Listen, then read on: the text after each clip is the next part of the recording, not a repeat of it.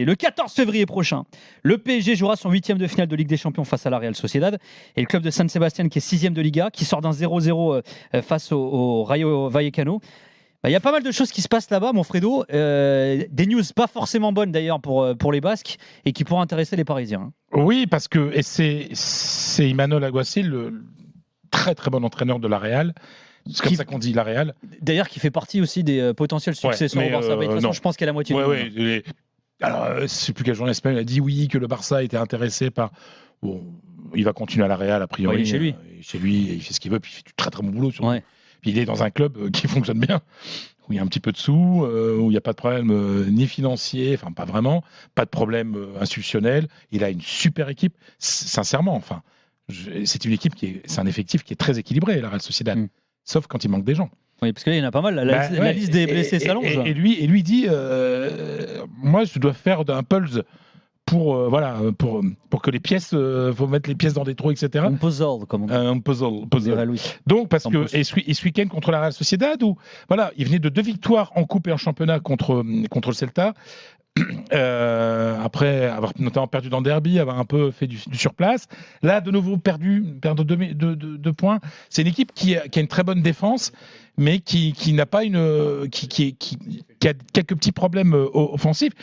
Et là, Zakarian, il s'est blessé, on torse à la cheville pendant le match contre le Rayo. Le Normand est sorti, on craignait une déchirure musculaire. A priori, on a sobre carga, c'est-à-dire une petite contraction. Mais c'est quoi ? C'est surtout qu'il a beaucoup joué.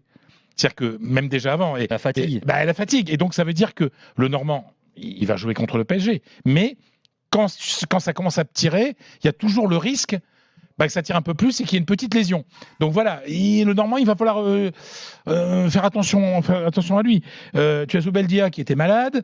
Alors tu as Ayren Munoz qui s'est fait les croisés. Donc lui, on sait qu'il est forfait. Le croisé, on sait qu'il est forfait. Kylian Thirier, qui est l'autre...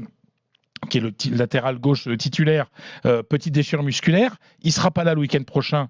Contre qui ? Contre Gérone. Donc c'est un match compliqué.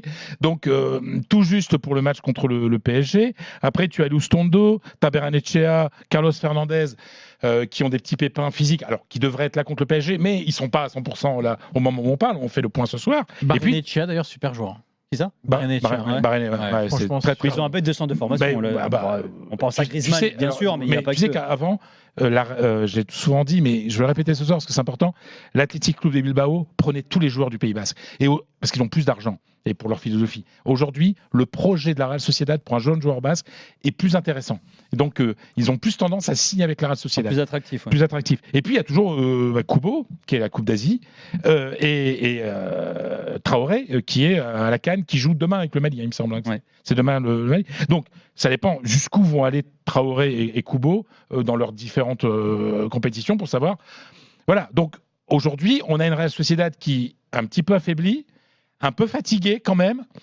Et voilà. Donc, elle est, pour moi, en moins bonne forme qu'elle ne l'était au moment du tirage au sort.